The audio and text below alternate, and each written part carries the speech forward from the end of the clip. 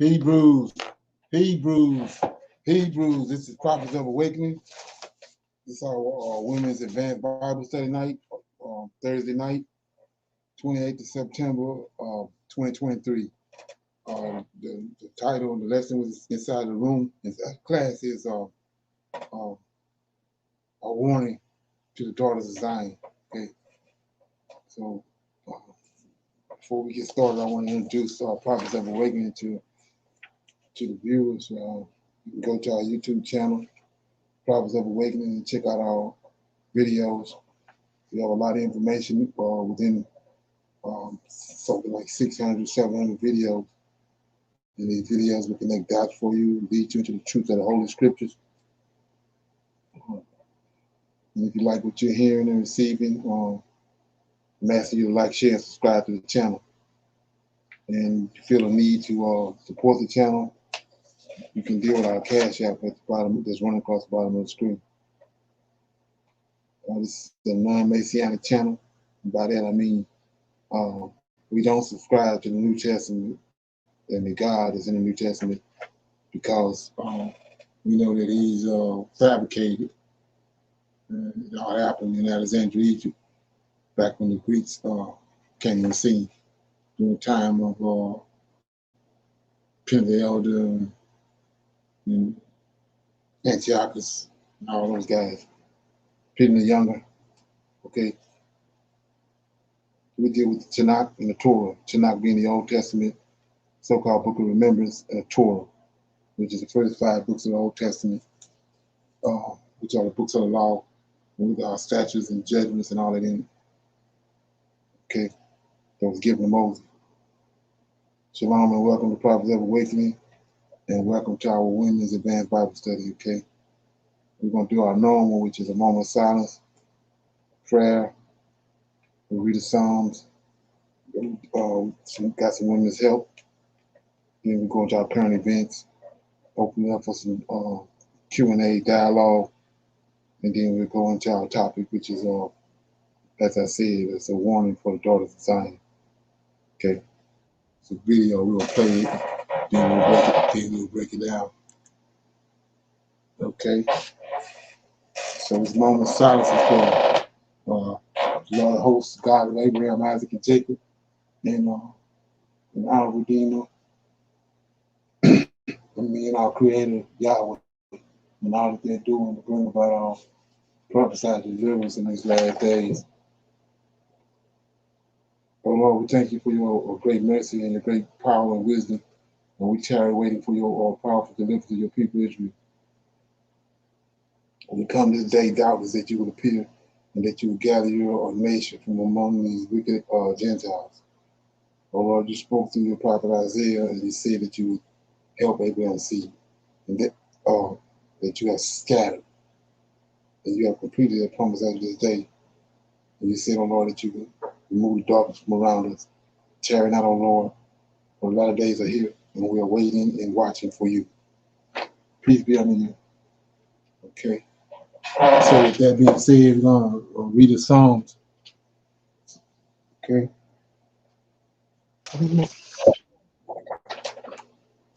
Yes, sir. I'll be reading Psalms 27, 1 through 14. The Lord is my light and my salvation. Whom shall I fear? The Lord is the strength of my life. Of whom shall I be afraid? When the wicked, even my enemies and my foe, come upon me to eat up my flesh, they stumble and fall.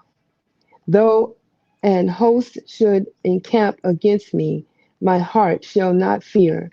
Though war should rise against me, in this will I be comfort, confined, Company. confident. One thing have I desire of the Lord, is that will I seek after, that I may dwell in the house of the Lord all the days of my life, to behold the beauty of the Lord, and to inquire in his temple. For in the time of trouble he shall hide me in the his prevalent pavilion. In the secret of his tabernacle shall he hide me. He shall set me up upon the rock, and now shall my head be lifted up above my enemies around about me. Therefore will I offer in his tabernacle sacrifice of joy. I will sing, yea, I will sing praises unto the Lord. Oh, Lord, hear, O Lord, when I cry with my voice. Have mercy upon me and answer me. When thou sayest, seek ye my face, my heart says unto thee, thy face, Lord, will I seek. Hide not thy face from far from me. Put not thou servants away in anger. Thou hast haste been my help. Lead me not, neither forsake me, O God of my salvation. When my father and my mother forsake me, then the Lord will take me up. Teach me thy ways, O Lord, and lead me in a plain path because of my enemies. Deliver me not over unto the will of my enemies, for false witness are raised up against me, and such as beneath out curly. I may I have fainted unless I have had been excuse me. 13. I had fainted unless I had believed to see the goodness of the Lord in the land of the living. 14. Wait on the Lord, be of good courage, and he shall strengthen thy heart. Wait, I say, on the Lord. That was Psalms 27, 1 through 14. This right here, Psalm 27, brings me to the mind of Abigail, who was married to Nabal, and she was a woman who was very smart and cared for, she had a very kind heart. And this was the time where David and Saul wanted to kill David. So David asked Nobel, who sent a message to him, and Nobel said, no, he's not going to help him. And so David said he was going to come and destroy everybody that's there with Nobel and Nubel. And his wife, Abigail, she took upon herself to gather up food and everything for David and sent her servants out to meet up with David. And when she saw him, she got off her donkey and she bowed down and she told, she apologized for her husband being the way he was. His name represents foolish. And so she was telling David that he was, into his future. He's going to be the king. He's going to be great, and not to come and destroy them. And how I'm looking at this here, God, perfect timing. She didn't wait. She knew what to do. And just like this here, she had so much belief in the Lord will get her there on time to see David and to get things taken care of. that's what brought me to Psalms 28 with Abigail in the Bible. Okay. So that makes sense. So it's a psalm of anybody have any comments on it? No, it's a psalm of David. It's a psalm of David. So David is saying that when you understand that David is the Messiah, and then he says in verse 13, I had fainted unless I had believed to see the goodness of the Lord in the land of the living. And then 14 says, wait on the Lord, be of good courage, and he shall strengthen thine heart. Wait, I say unto thee. So the reason I read that verse 14 is David is a man after God's own heart. So he says, wait on the Lord, be of good courage, and he shall strengthen thine heart. Wait, I say, on the Lord. So no matter what, try to wait on the Lord to manifest whatever it is that you prayed about, made a vow about. You just wait on it. And he coming. Okay. Yes, sir. So with that, we're going to go into our women's health moment. Yes, shalom, everyone. Please know that the information that is shared is intended for general, informational, and educational purposes only and is not medical advice or recommended treatment. Tonight's discussion is on herbs everyone should grow. If you're a gardener or not, you must plant one of these herbs for your health. These herbs don't just bring flavor to food, but also improve health. Many of these herbs don't take much space and can be grown on a balcony or even indoors on a windowsill. Oftentimes, we can avoid pharmaceuticals and heal directly from what the earth naturally gives us. My own personal vow when suffering from health discomfort is to always try and heal naturally first. Sage.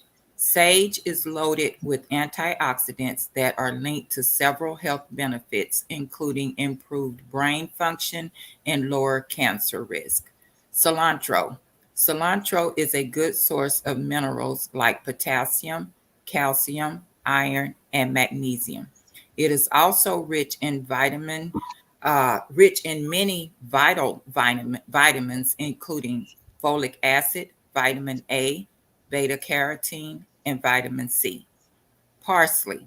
Parsley is rich in many vitamins, particularly vitamin K, which is needed for blood clotting and bone health. Parsley is also a great source of vitamin A and C. Basil. Basil helps to fight bacteria in people with respiratory, urinary, abdominal, and skin infections. Thyme. Thyme can help with the irritation and inflammation in conditions like eczema and acne. Rosemary. Rosemary is part of the same family as mint. The menthol properties of the herb provide potent anti-inflammatory properties for the skin and digestive system. Rosemary oil combined with a carrier oil such as coconut oil or olive oil helps to heal the cracks on your feet and elbows. These are herbs that can be used as food, medicine, tea, skin care, hair care, dental care, and so much more.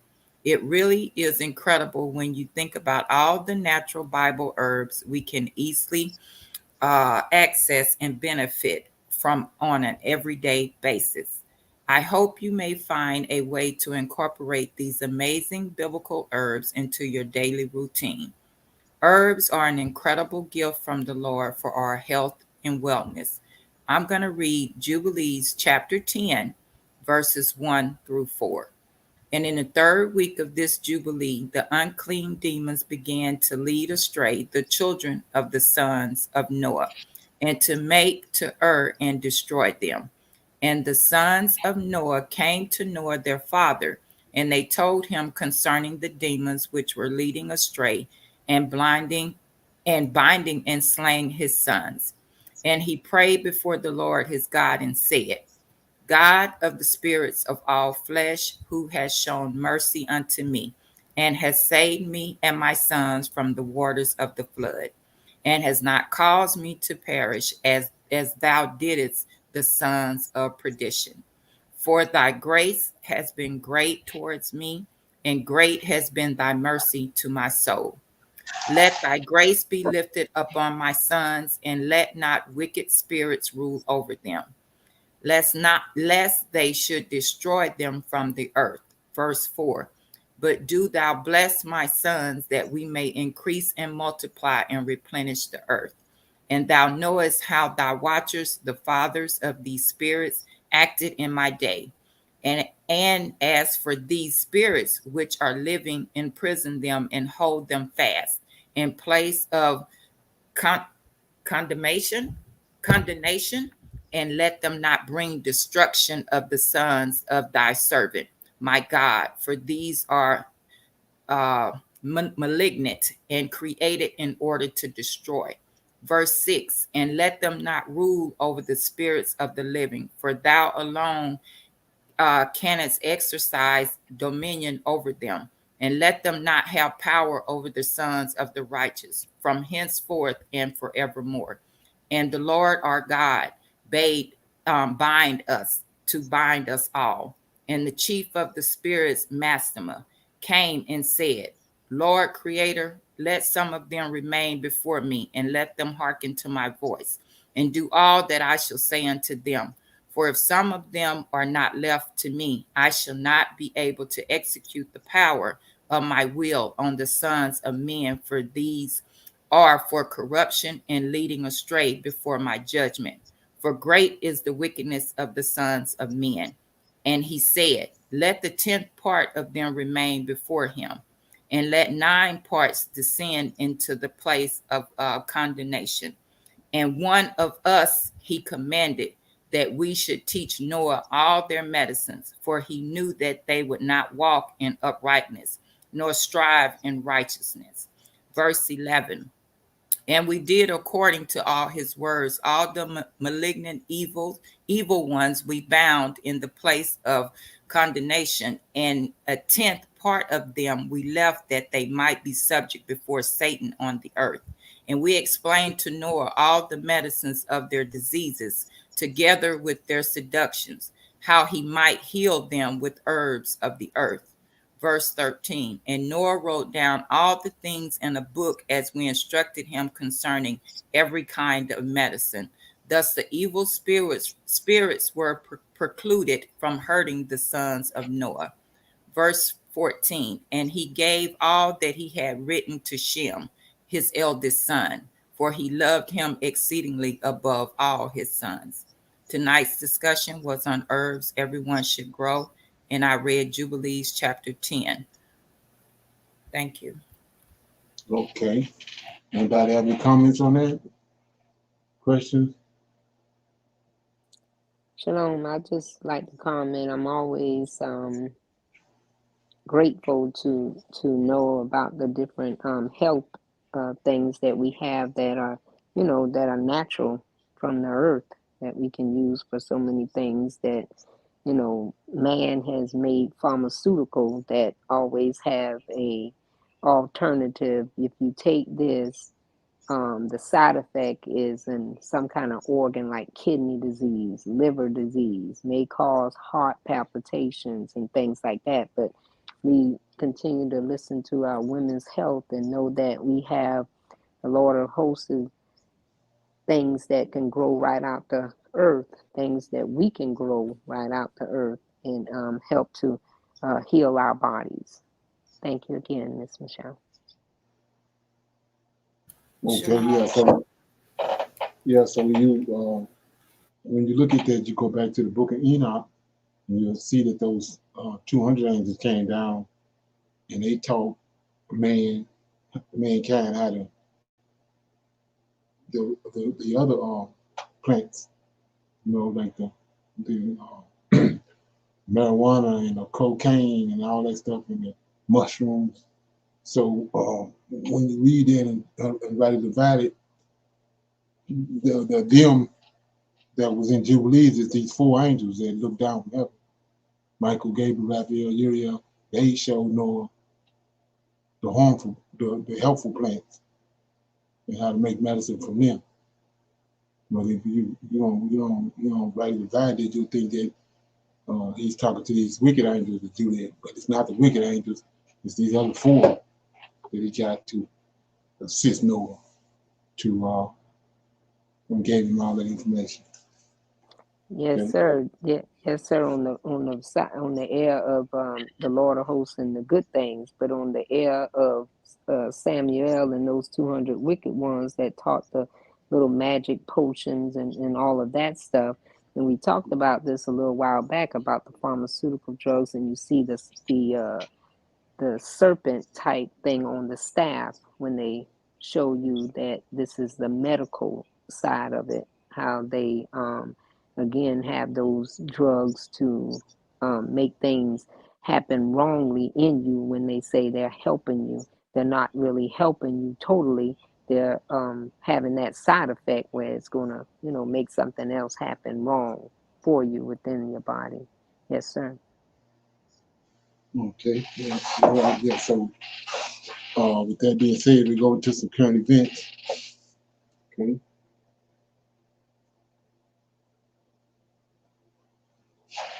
Praise more. I'm gonna be reading that super chat shortly.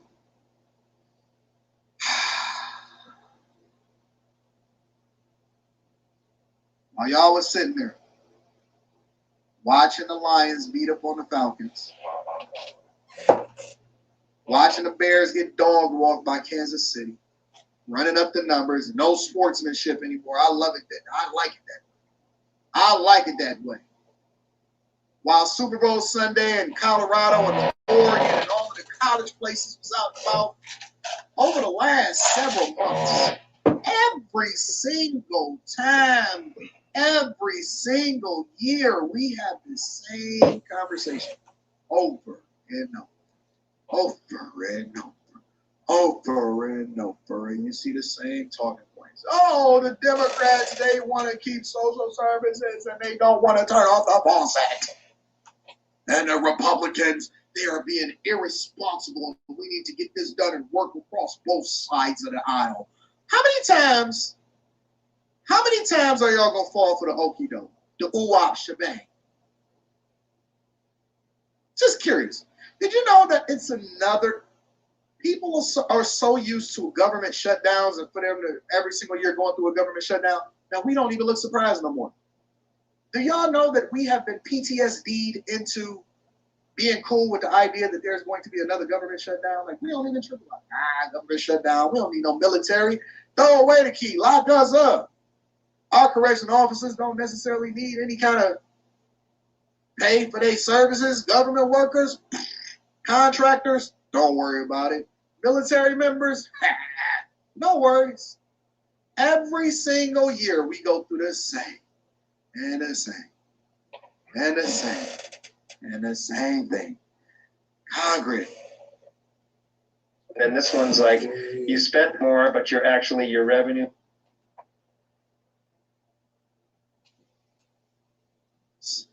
Legislators, state representatives, budget shutdown. We don't even care no more. Lock us up, throw away the key.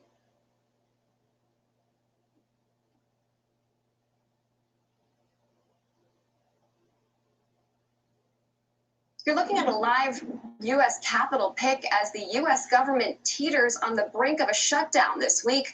Congress remains at an impasse on a funding deal with just 6 days to go. As Rob Kirkpatrick explains, federal departments and agencies have begun the mandatory process of bringing non-essential functions to a halt. The clock is ticking on Congress to pass a deal that will fund the government. But with less than a week to go, there's still no deal in sight to avert a shutdown. During a call with the Republican conference Saturday afternoon, House Speaker Kevin McCarthy pushed members to rally behind a short-term spending bill.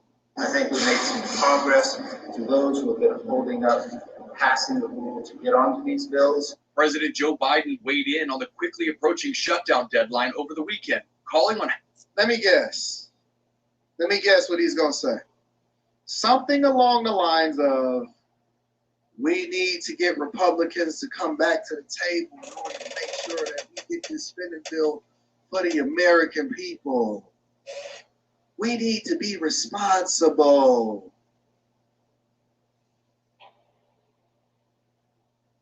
Let's find out. House Republicans to, quote, start doing the job. Funding the government, one of those basic responsibilities of Congress. It is time for the Republicans to start doing. What did he just say? Hey, man, somebody get these geezers out of office, man. They don't even know how to communicate effectively. Hey, man, I don't want nobody in office that's slurring their words, bro. Oh, come on, man. Come on, man. Come on, man. Who we got running the government out here in these streets, man? What you doing in there, man? Stop it, man. Hold on. Let me rewind this. I wasn't expecting that. Congress. It is time for the Republicans. What is Republicans? Who the hell is Republicans? Who is Republicans? Y'all know him? I ain't never heard of who is Republicans.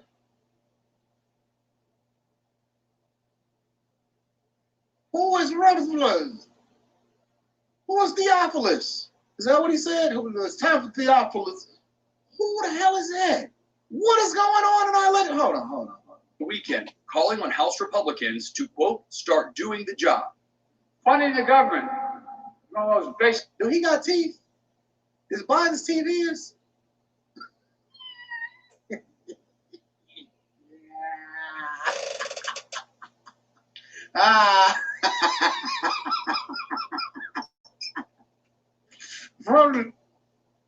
The arsonists have lit their house on fire. They're whining about their house burning. They're going to want credit for putting the fire out, and then they're going to set up a GoFundMe to get paid for what happened. That is probably the most sensible thing that I've heard any legislator say, and he don't have on a stupid suit and tie. Let's break that down one more time, because I wasn't expecting for that to happen. I was expecting to hear some guy with decent hair and a suit and tie on say something like, we need to get it done because the constituents need their paychecks. That was the most sensible thing that I've heard anybody say, and I've never even seen that guy before a day in my life. Negotiations. The arsonists have lit their house on fire. They're whining about their house burning. They're going to want credit for putting the fire out, and then they're going to set up a GoFundMe to get paid. That sounds like modern women. That literally sounds like modern women. You set your house on fire, then you're going to complain about your house being on fire, then you're going to want credit for it being put out by somebody else, and then you're going to set up a GoFundMe in order for people to continue to fix it. Oh my God. Who is this guy? Who is this guy? I need to know who this guy is. Garrett Graves, Republican in Louisiana. Somebody get this guy on my radar. I need to see some videos from him so we can review him and see if he's making sense or if he's saying something else that's going to. After weeks of not being.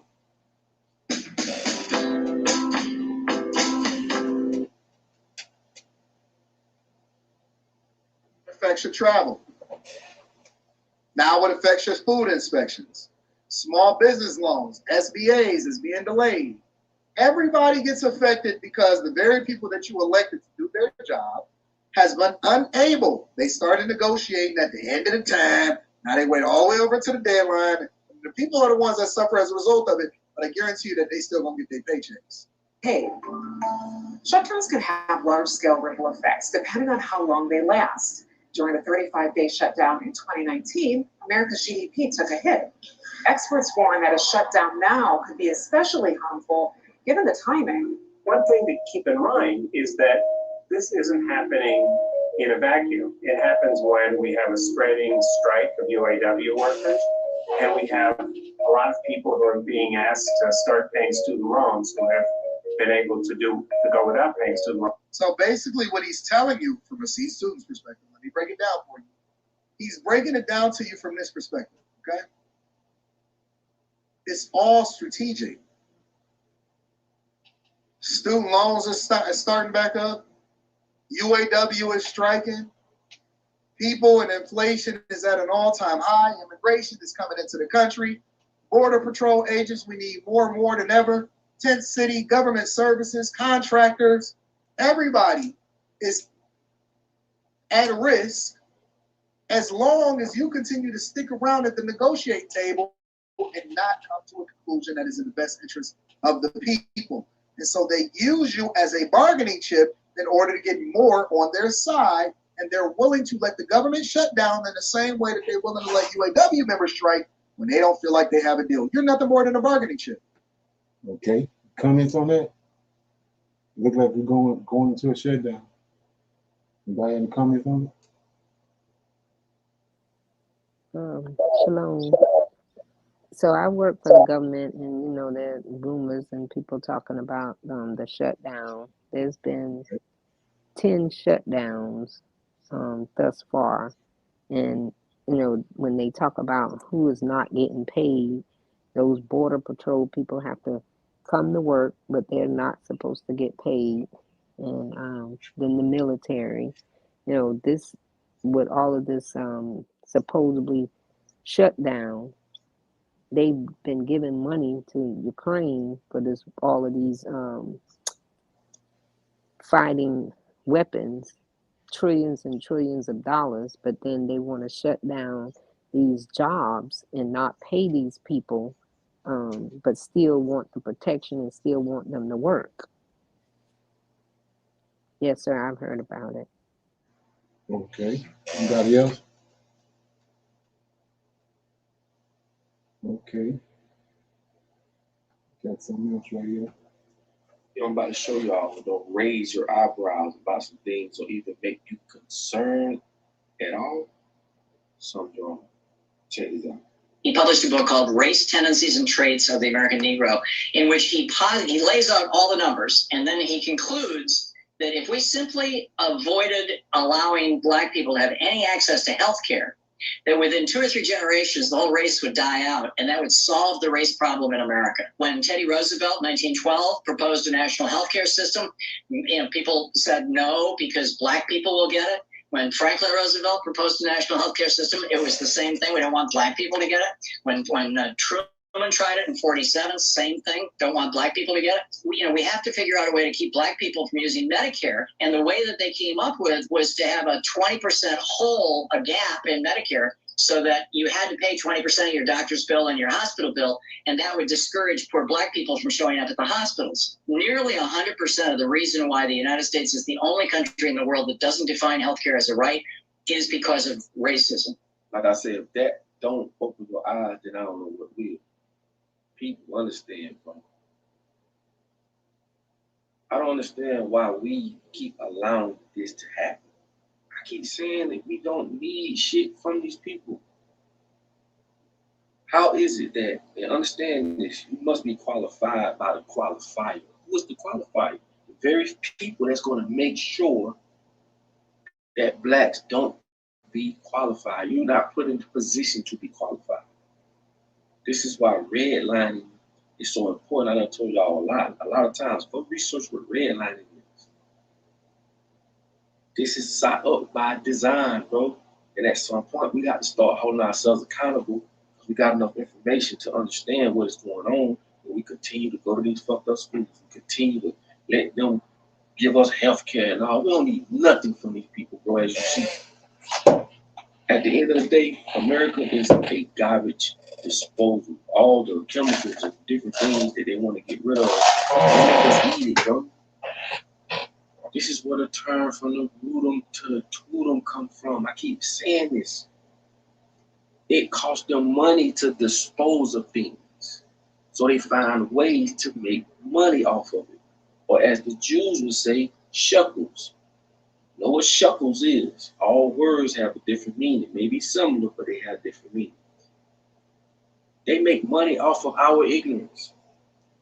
Bro, this shit is so simple. You have 2 types of people. People that worship this side and people that worship Lucifer, the other side. Don't get it twisted. We are human garbage disposals, man, period. Welfare fell under this same very thing, bro. I done videos on that. Matter of fact, I'm going to do a whole other video on that later today. it'll show you you're not you're being in this qualified or qualification game because they know that's a way to make you feel okay with you being denied these different resources. This shit crazy, bro. It's crazy. And like I say all the time, you know what I'm saying? Look at the stores. Stores have aisles and aisles full of poison, and they also have pharmacies. So they give you the sickness, and they give you the patch up, and they don't cure shit. They can't even use the word cure. Why would we even trust a system that can't use words like that? Because it's for money. It's for money purposes. One of the laws of them, the cabals, one of their laws is they must tell you what they're doing, or they will face karma. They have to tell you, and you make your decision, so they're not doing that wrong. They put on the fucking cartons of smokes. It caused cancer. People still buy them. So you're making the decision of your own. This is way deeper than what a lot of people may even think of. And this is some of the stuff that I know and I've been learning for years, but can't get on here and talk about. Some of y'all don't even know what a cabal is. Who are they? Who they are? You know what I'm saying? We have so many black faces when it comes to politics, but no power. We need to start taxing black entrepreneurs, black leaders, not even leaders, because like I said, we don't have no power. I'll take that back. We can be leaders, but we're not. I'm not going to get into this back and forth with nobody because we've been in this same situation over 400 years. What leaders? All our leaders that wanted to do right, and everybody knew they wanted to do right, they was assassinated. So what that tells you, we playing in the devil's playground, bro. Stop playing, bro. I ain't on none of that shit no more, bro. I promise you, I ain't trying to hurt nobody's feelings or be disrespectful. I ain't on that dumb shit no more. I don't have time for it. But anyway, we ought to tax black entrepreneurs, musicians, you know what I'm saying, ones who play sports, the LeBron James and all that. We need to tax them so that we can build our own. And before anybody say anything, what the hell you think they doing? What do you think they're doing when they tax you? Any club or brotherhood has to pay dues. Why? Because it takes money in America to go to war. Get it out your mind. At the end of this snake, at the end of this this whole thing is the head of money. It's all about money. Money is the control. We have to pay a tax. And this is in a good way. That way we can build our own school. We can build our own grocery stores. We can farm our own food. Why is it that we on earth thinking that we got to go by what these motherfuckers say? We got our own free will. But they understood it. We get them here, everything below is going to fly home. And that's how they get us. So we ought to make them pay a tax. Because guess what? Who you think putting them millions of dollars in their pockets? We are. Every time we go pay for a video game, not video game, but basketball game, football game. Anytime we buy merch, anytime we stream music, we are paying them.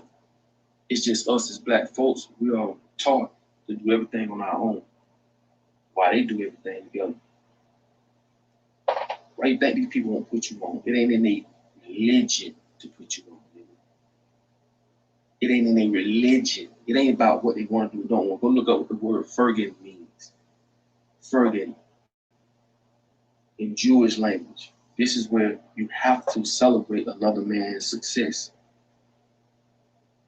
You understand that? Not hate, not want to take, but you have to celebrate his success, his or her success.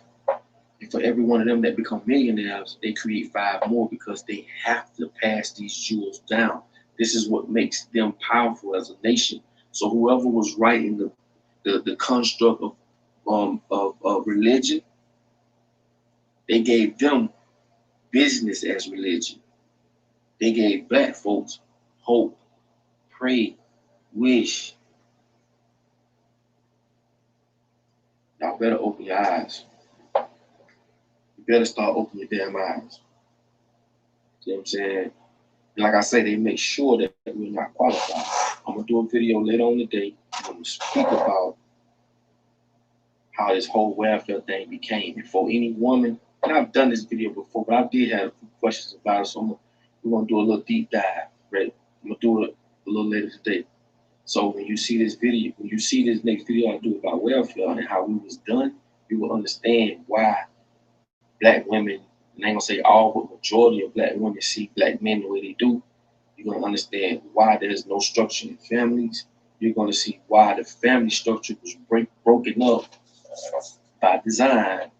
And like I said, you got to start using this, man. You know, a person can't just hold your hand and walk you through the park like you some little child. Start using your common sense, bro. Like I said, I don't want to do that no more. We wasting time, bro. Understand where we at for a reason. We're not stupid, we're not dumb, we're misled, we're misrepresented. And we're put in the perspective by other people that paint a picture for us. So when people see us, they see us as can't be trusted. We see each other as can't be trusted. They see us as we cheat. And we see each other as we cheat. We let other people paint the picture for us better than us, and this is what messes us up. Never educate the people you want to dominate. So with that being said, I hope this video helped y'all. And like I say, please share, comment, put all your information, not information. Okay, any comments on that?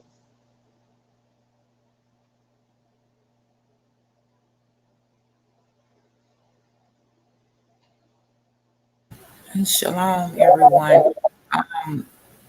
If you have not watched that video that he was talking about the welfare, that is a great video to watch. There's other videos out there too with that, but then it really helps us understand what they have done to us as a, you know, as a black family. You know, we still today, a lot of us feel as though, you know, we don't need a man around, a man in the household, not just around, but a man in the household, because we just cannot let go, and we don't want to educate ourselves. So just like he was saying, when you understand the root of words, the origin of words, where it comes from, you're more careful of what you say to people, how you speak to people, how you use those words, all of that. That's just part of knowledge. But you know, I'm not going to go overboard with it, but it's a great video to watch. Okay, that's yeah. So that's some need to know information right here. Hello and welcome back to Redirecting. In this video, I'm going to be talking about the fact that many are very desensitized when it comes to things that happen to black males, whether they're This is what the brother was just talking about. Boys or men. Now, notice I said are and not becoming, because for a very long time, a lot of people have been expressing through their actions and their words that they simply don't care. Now, one demographic of people who has constantly supported the black man regardless is black women. Despite how the world views them, black women have always stood in support of black men when they go through various phases of life, whether it's poverty, sickness, death. I remember there was I forget what type of athlete this guy was, but he completely disregarded black women, didn't care anything about them, belittled them, downed them, everything. He was dealing only with white women, and he ended up needing some type of transplant, and he was appealing to black women. So appealing to black women for support, because that is a demographic that most people feel that they can depend on, you see. But what I'm talking about here is the fact that a lot of people are desensitized to what happens to black men. That's why in the case of Ahmaud Arbery and so many others just like him, you will see where there's this push to demonize the victim. Now, not every Black man is a victim in these situations that they go through. Of course, we understand that Ahmaud had a past or history of doing things, but in the particular instance in which they took his life, he was not in the process of doing anything. And the men who did this just took it upon themselves to do something that they had no legal right to do, although many are arguing about the whole idea of citizen's arrest. But this does not meet the criteria for a citizen's arrest. Let me say that again, because many are using that in this case to try to justify what was done to this young man, because they just can't wrap their minds around the fact that two people need to pay for what's happened to him. You cannot do a citizen's arrest in this case. He was not in the process of committing a crime in which they saw him do. Okay? Now, they saw him enter the building under construction. The footage for that has been released. Although I'm going to say there's so much surrounding this case that seems very fishy to me. They had video footage inside of that building that captured this young man, okay? The guys who were pursuing him and chasing him, in which the lawyer thought that this would free the shooters. I don't see how he thought that when it clearly shows that they were pursuing him. And you can't say, well, because he came at the guy with the gun, that he is the one who instigated this. No, when you had your guns chasing him in your vehicles, you were the ones who instigated. Especially when you think of the whole stand your ground. A person who feels danger or feels that their life is being threatened doesn't have, they are not required to flee, but they can stand their ground. Now, I'm not sure if Georgia is a stand your ground state, but that same argument has been used so many times. But in his case, he didn't have a gun. But those who were pursuing him, who initiated this contact, did have guns, and he had a right to stand his ground if he was trying to disarm the person who had this weapon drawn on him. Now, the whole idea of Black men in America getting a fair trial is just, it seems to be gone, okay? I know a lot of people are getting to the point where they simply don't care what happened to Black males.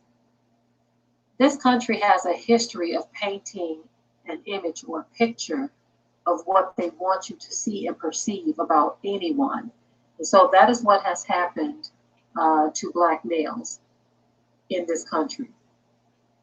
Now, again, no one is saying that they are innocent, because there are a lot of crimes that are committed by Black males. But it is not fair to paint everyone with the same brush. It is not. Yeah, so like I said before, we have to be conscious of that, aware of it, and you're not doing it because it's subliminal. So it's no different in this right here than what they did with JC. He ain't real, but they put a propaganda machine out on him, and now you got the whole world believing that he real. Same thing with us. Like we was looking at the other day, in ancient times, all the wealth, we know that because all the wealth is still on there. All the wealth was in Africa. Men like Mansa Musa and all them, they were Black men, they had all the wealth. And these people was, they weren't even civilized. When they came in contact with Africans and Israelites, then they had to show them how to live, how to separate the animals from out of the house and all that. So they was intimidated. So they went on a campaign, smear campaigns, to guide us what we are today, when nobody, like she said, they desensitized to the Black men because they didn't denigrate them. So that's what that is, and you have to be self-conscious in your own self and realize that you ain't doing it, because it's at the point now where it's just natural. Like I said, it's the same thing with once you find out who JC is. You got all the information You studying about it, reading about it, and you see it, but it takes you a while to get that out your system because it's pretty much ingrained in your DNA, in your psyche. So you have to, you know what I'm saying? You got to, what they call it, go cold turkey. Get rid of it. Same thing with Shabbat. You got to be conscious of it. With this something? See a brother or sister somewhere and don't speak to him. Don't know him or nothing. Just don't speak to him. It ain't gonna hurt you to speak.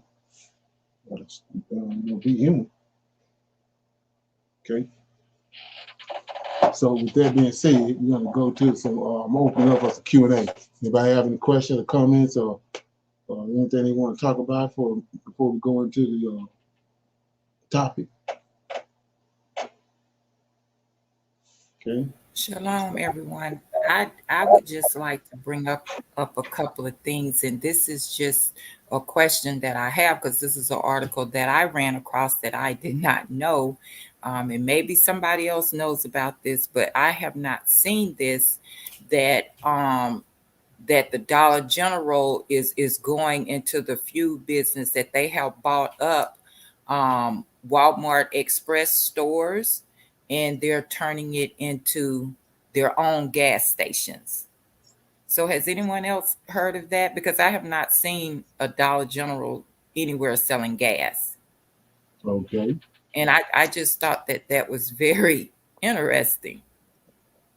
Right. Shalom. I heard that as well, Miss Michelle. Yes. And it's another one of the, I don't know if it's Family Dollar or the Dollar Tree that's getting brought up under that as well. Okay, yes. I ran across that article and I was like, oh, wow. And it was saying, I'm just going to read a little bit of it. It says the 41 former Walmart Express stores are broken down into the following way. There are 3 in Alabama, 2 in Arkansas, 1 in Florida, 6 in Georgia, 3 in Kansas, 3 in Louisiana, 5 in Mississippi, 12 in North Carolina, 4 in Oklahoma, 1 in South Carolina, and 1 in Tennessee. So it's saying that they purchased these 41 Walmart Express sites throughout these 11 states and turned into a fueling station. And I was just really surprised to hear about that. But, that's just great information. I just think we need to, kind of keep an eye on that, because I was like, Dollar General, like, really? But I just thought that was great information to share. Okay, yeah, I was looking at a video. I'm trying to bring it up now. I mean, like I said, you're paying attention to. Oh, here you go. So you have people that you had to know the Dollar Generals that already started puffing up. They went from not having ice, not having no coolers, then they started getting coolers and ice and all that. So you had to know they was going that direction. But check this out. This was happening to Walmart. It's the reason why you see that happen. Okay.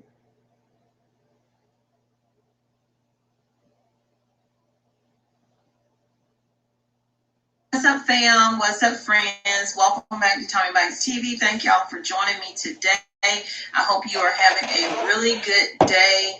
It is sunny here where I am. It's been cloudy all week, but I am enjoying the vitamin D. You hear me? So what is happening right now is stores are coming to the knowledge that we've all seen that self-checkout is not working. It's costing us more money than we thought it would.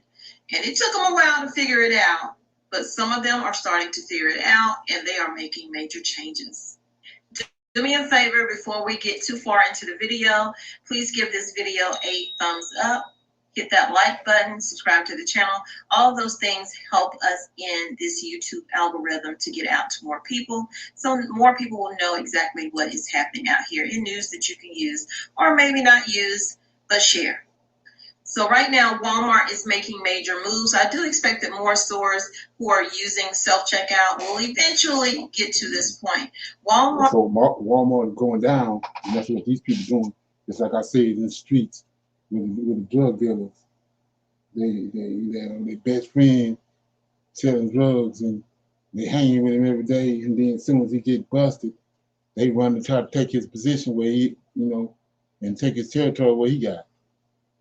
It's not, they don't care he went to jail. They just trying to get. They was jealous and grudge hard the whole time. As soon as he go to jail, they jump in and try to get his what he had going on. So it's no different with this. This is where we get it from. Albuquerque stores back to cashiers. One other store is in the works to be moved back to cashiers.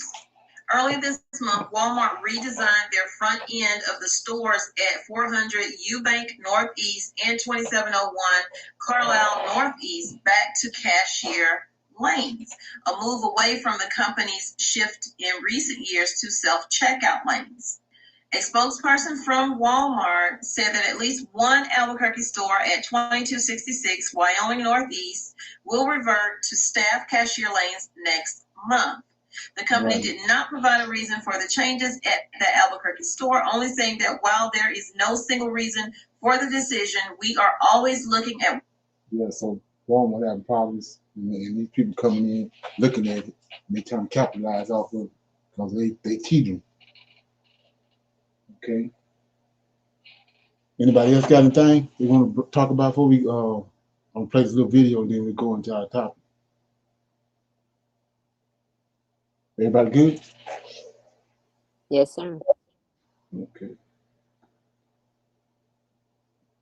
Kenya has found an NGO called MSF guilty of coercing Kenyans into sterilizing themselves, and 4 women actually just got awarded $20,000 each for getting sterilized without their consent. The judge ruled that the forced sterilization was a violation of their fundamental rights, including the right to establish a family. Unfortunately, this is not the first time that we are covering sterilization of Africans without their consent. These companies or So like I was saying before, you got to look at this, and this is what nobody really dealing with.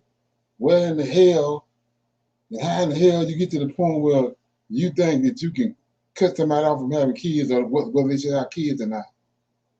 Well, you got to think about that. And then so you say, what you talking about? Well, go to what I was reading last night in the talk. When Abraham said, which is, we know he's a black man, one of our forefathers. So he said he came into the country where these people are. They not like him. They don't keep his ways. They don't know. They have nothing in common. And Abraham told Sarah, "Tell them I'm your sister, I'm your brother. Because if you don't, and they find out I'm your husband, they're gonna kill me automatically. It's no different than this right here. So what the hell where do you get the right from? You figure you can kill the man because he got a decent looking wife. You just gonna straight out kill him. But if you tell them I'm your brother, then they're gonna lavish him with all kind of gifts and all that to try to win favor from the woman. But if she got a husband, they're gonna straight out kill him. Come on.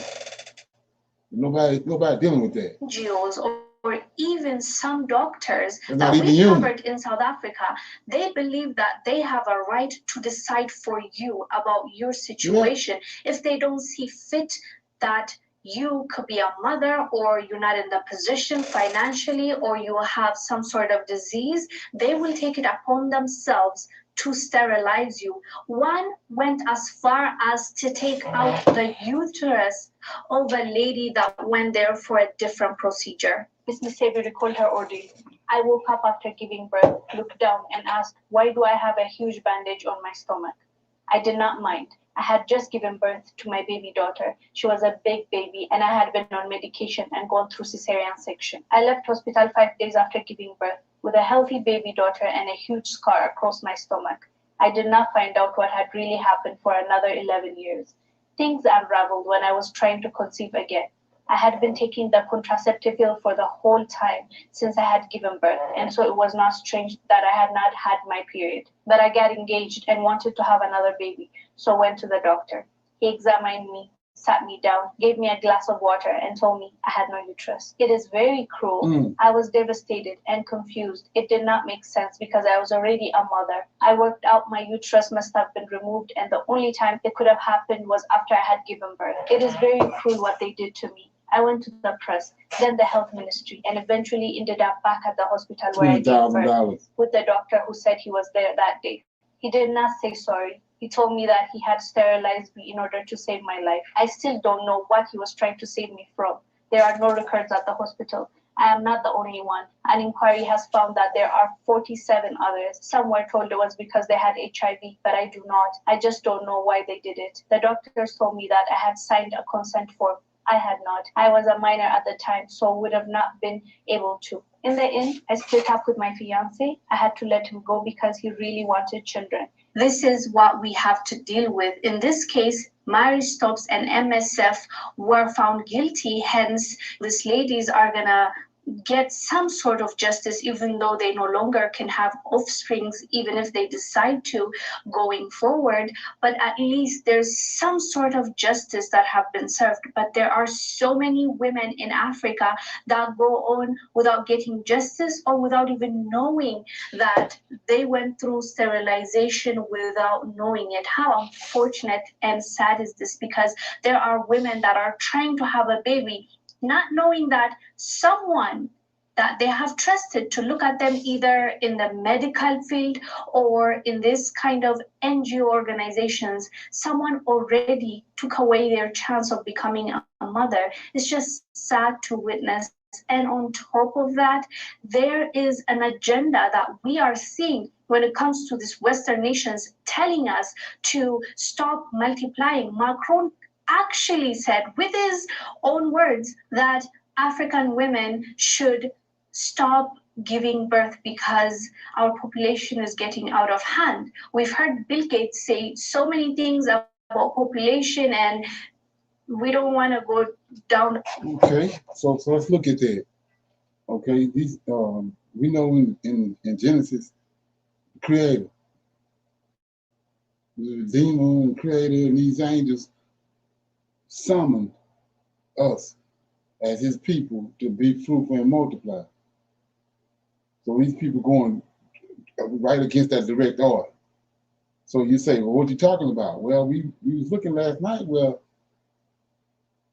these three angels came to judge Sodom and Gomorrah. We know that the Lord of hosts went to Egypt and judged Egypt.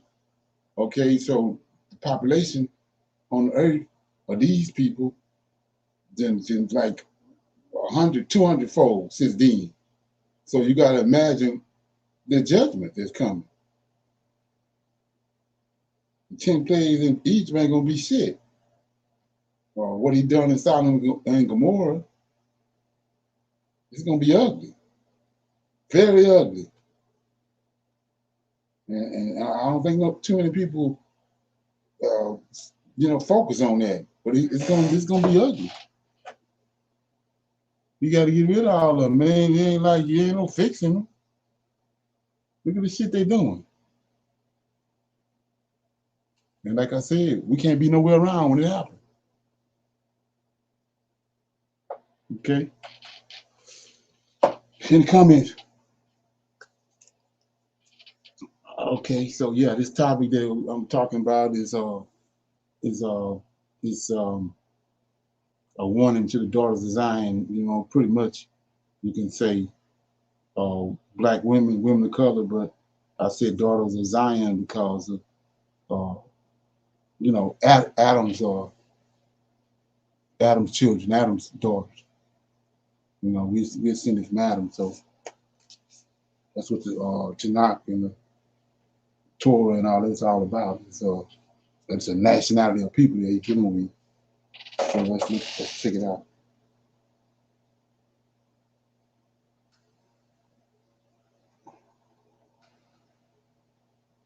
In this video, I'm going to be addressing the daughters of Zion again, so-called Black women. I'm going to be talking about the spiritual and the moral decline that we see among our women. Now, we know and understand the situations that we find ourselves in worldwide. I know that I have viewers from around the world, those of you who contact us from Africa, from the Caribbean, from the UK, from Canada, various countries in Africa, here in the US, wherever you may be. I know that all of us are in different sets of circumstances and we have different lifestyles, different upbringings. But one thing remains true, one thing remains the same, that worldwide we are seeing a spiritual and a moral decline. And as a result of it, we are seeing what the spiritual outcome of all of that is. Many are departing from the faith. There's a lot of information circulating that a lot of our daughters. These $60 Japanese smart patches are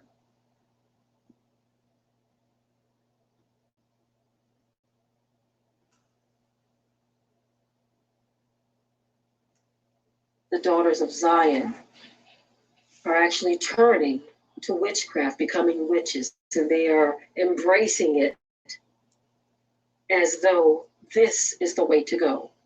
A lot of people are returning to African spiritualism, or should I say African spirituality, as an alternative to serving the Most High. One thing we've got to know, that the condition in the state of Africa, the condition in the state of our people here in the US, in the diaspora, wherever they are, in Canada, in the UK, in the Caribbean, in South America, wherever we are, we've got to know and understand that the Most High has allowed all of the judgments that we see in and around us to take place because of our disobedience. Right now, I'm talking to the daughters of Zion. Hopefully the men know and understand that they are in a spiritual and moral decline as well, but I'm talking to the daughters of Zion. We are allowing ourselves to go from bad to worse. And since everyone always brags and boasts about the mother being the first teacher of the children, what are we teaching our children in our communities? And I'm going to focus specifically on here in the US for now. Here in our communities, you have mothers allowing their daughters to behave very trampish. As a matter of fact, they are aiding and abetting. They are dressing their daughters in clothes that are so alluring that back in the 1960s and 70s, they would have been called hookers. But you have mothers actually putting the money on the counter to pay the clerk for these clothes to dress and adorn their daughters in clothes that make them look like whores. And our young women that are being raised by these same mothers are so utterly disrespectful that you have mothers actually afraid of their daughters. Not just talking back to them, but striking them. There is so much dysfunction among our people. And it's sad, but it's true that a lot of it can be attributed to the daughters of Zion. Now, we understand that the man is the head. We get all of that. But you cannot overlook what the daughters of Zion have done to lend to this moral decline. Now, a lot of the messages we do talk about, when we talk about the head being out of order, and if the head is out of order, the whole body is out of order. Over the years, many of you who have followed this channel know that I have also spoken about the dysfunction and the disorder among the daughters of Zion. As a matter of fact, I did a message many years ago titled "The War Between Black Men and Women." And in that message, I bounced back and forth between the men and the women, and how we have drove a wedge between us with our actions, both the men and the women. But when we look at our communities, it goes without saying that a lot of homes are headed by single women. Now, that's not to say that single women are the sole responsibility for the issues, because everything goes back to the head. This is my opinion here, which I do believe can be supported biblically. Okay, so let's look at that. So, and we see it in different places, but it's spelled out plain. It's plain. Book of Jubilees, Creator says, Redeemer, it was sent by the Creator tell Moses and Noah and them that we're gonna get scattered. We're gonna go against our Creator, go against His laws, His statutes, and His judgments, and we're gonna be cast out of His land that we had inherited, and He's gonna cast us among the Gentiles. And He goes on to say that amongst these Gentiles, we're gonna pick up their ways, start doing the things they do. And like I said, every chance I get, I'm in the book of Adam and Eve, and reading, showing you what they was doing, like we did the other night. They were sleeping with their sons, with their daughters, sleeping with each other, males, sleeping with males, females. That's where all that came from. And we've been cast over here amongst them.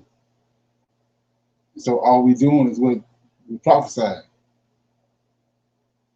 Like I said, and then when you look at that and understand that, because you got so many people rejecting the knowledge coming from these books that the Most High already said He's going to reveal to us. But all we're doing is what He said He was going to do. Repercussions and results of us being kicked out of the lane. And it lets you know right here that we're not in our lane, because He told us we're going to get kicked out of our lanes and go amongst the Gentiles, and then we're going to pick up their ways. From worshiping idols to LGBTQ attitude, all that. And that's exactly what we're doing. Disrespectful to the parents, all that. We picked all that up when we got over here amongst these people. That's all it is. And then not only that, intermingle with them. Got their DNA. So I mean, it's not like we got our culture and we in our lane and doing this, which we was doing that type of stuff, but not to the magnitude where we at now. We didn't fell to the lowest point where we are now because of where we at. Because he always had a remnant that kept His laws, His statutes, and His judgments. And then that's what He's talking about in Isaiah 53, the pleasant plant. It's houses and lineages that never veered from the Lord. But they had to be cast off along with the rest of them, with the wicked ones. And so that's why we're in the state that we're in now. Right. So like I said, that's the bulk of the problem. But like I was saying before, now that we're in the midst of a prophecy where He's starting to wake us up, you have to start doing a recon and reflecting back. And like I said, you got to look at what everybody else doing. Everybody else they straight up got a problem with the black man. Don't care, don't know him, whatever. Just put him all in one boat. You got to ask yourself, am I doing that? In every aspect of your life, am I doing that? Even when you get in conversations with people about the scriptures, you got to look at, am I looking at that situation or this conversation or whatever this issue is about the scriptures? Am I looking at it tunnel vision or, you got to, everything has to be taken serious. And we got to go all the way in on it. And that's what people not doing. They get coming up with these opinions that don't mean shit. Okay? Somebody got something? Shalom. Yes, sir. If we go back to the culture of what, back to the culture of the Hebrew Israelite men and women, we've gotten so far away from it or haven't been, we got to be reintroduced to it. Because if, as in my opinion, if the Israelite Hebrew men go through the channels of their forefathers did during the 3 days of the year, gathering together, the women gathering together on the feast day and honor those days that Moses set was told to give to the Israelites. And I think we can get away from all the things that's happening today, even though it's so modern, but we still can again put one leg in the pants at a time. Put your pants on, with one leg at a time. It's haven't changed, so we can still do it. We can still do the culture, learn the culture again, get embraced with the culture, and I think uniting will come with the Hebrew Israelite men and women. They will unite and they will cherish what they have, what we have. Okay, yeah. We got a remnant that's coming together through the Spirit of the Most High. You got a remnant that's doing that. Yeah. So, yeah. Anybody else got anything? Comments? Okay. Play some more of this. Technically, we should not be seeing all of these homes where there is no husband or father, but there are mothers and children. If you know and understand the curses, that was one of the curses. So that's what I mean when I say this could be supported biblically. It was actually one of the curses that houses would be fatherless, not because they were going off dying in war, but because where there is a whore, there is a whoremonger. You have our men who are going around establishing his seed line among many women. He drops the seed and he keeps it moving. Some of these children have never even laid eyes on their fathers. What Bible do you read? And how do you know it's the right one?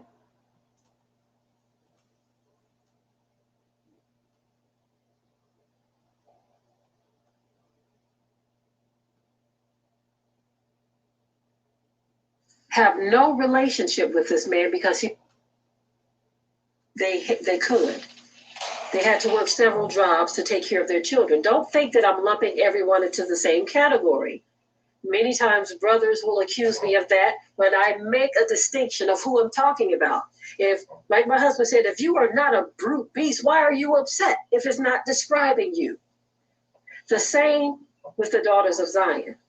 If you know that you've done the best that you could, and that you held several jobs to keep food on the table, but other influences have crept in, I am not talking about you. But there are those who now want to repent of these things, but you got to understand that you reap what you sow. You can repent, family. Whether you're a man or a woman, you can repent, but you have to understand that there are some things where the foundation has already been laid, and you've got to run the course of the judgment that's attached to it, or the chastisement. There are some things that repentance will not erase. If you go out here and you have a child with a man who has some serious issues, and he brought those issues to your door, and his issues affect your children, You might have to go through years of suffering before there can be deliverance, because some judgments or chastisements have to run their course. So I want you to understand, daughters of Zion, we cannot use excuses to exonerate our minds from the things that we ourselves are responsible for, the things that we have caused in our own lives. I've talked before about how we've got to go to the Most High on bended knee, crying out to him. All have sinned. We have all sinned. We have all made mistakes, but we cannot ride around that excuse to exonerate our minds. We have to bring into captivity every thought into obedience to the Most High, to his word, to the truth. We've got to become obedient. We've got to undo many of the things that we've done. Many of the mistakes that you have brought into your life that may have affected your family, your children, your household, others. You've got to repent of those things. Repent means to undo, turn away from. It doesn't mean to simply say, I'm sorry. A lot of people. Yeah, so that's one of the things right there. Like I was saying before, it's a remnant of virtuous women. It's a remnant of righteous men out there. And that's how the Most High always operated, even with the flood. He said Noah was perfect in his generation. That's who he chose. Noah, his wife, and Shem, and that's who he chose to repopulate the earth with. So when you look at that, we see like I said, it's an order. And I'm gonna ask the questions. I want to see if I can get some response from them. But you don't see when Abigail. That story keep coming up. You don't see Abigail going and praying to God. When the Baal did what he did, Abigail went to David. And with Bathsheba, she went to David. She didn't go to no angel. And then we found out what these Edomites tried to do with Rebecca. Rebecca didn't go pray to God. She went to Shem and Shem's grandson was still alive. And Satan. Just like Abraham, when he at 10 years old, he went to Shem's house. They ain't going to God. It's a process. And so the very person we just watching the video where it said that you desensitized to the black man. Well, who is the black man? He's the mediator in between these angels and the woman. Just like these angels is mediators in between the man and Yahweh. So for me to run trying to deal with Yahweh and then not deal with the angels, you creating a serious problem, a vacuum. So just off of that alone, you have to go back and go back and assess the situation, because like I said, looking at how lumping everybody together. When you're out and about, you see a black man and then you feel a certain type of way, don't speak. Don't say this, you know what I mean? So like I said, whether it's another woman or whatever, I mean, what is going to hurt to speak? It ain't like, they got a machine gun shooting everybody and you coming up to them and they got a machine gun or machete chopping everybody up, or you can speak. So it started in the brain, like they said, the black dot. Start in your brain. So, that reflects on scriptures too, reading the scriptures. You can be biased with that, same way.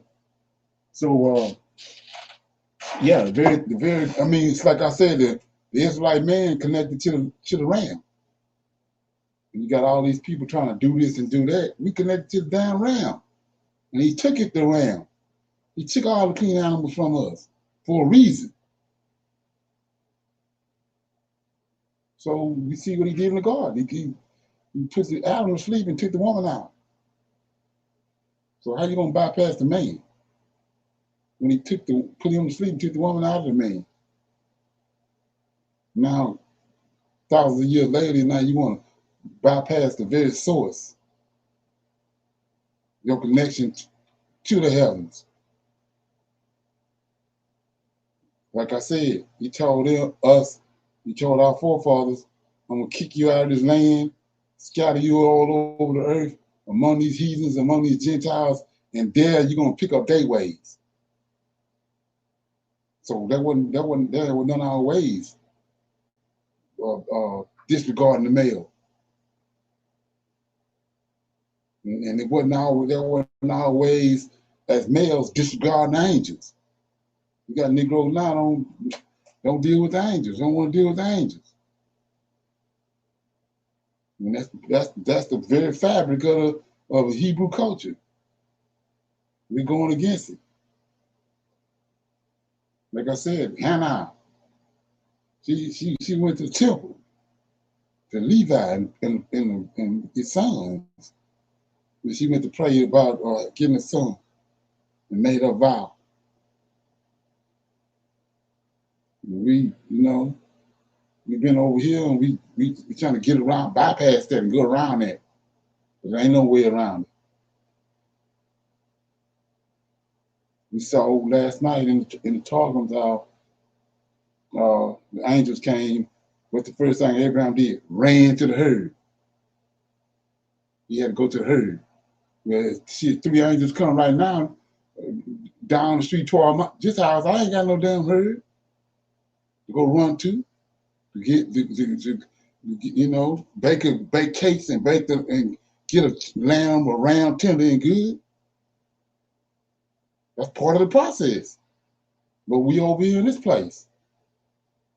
And like I said before, how the hell is this our land?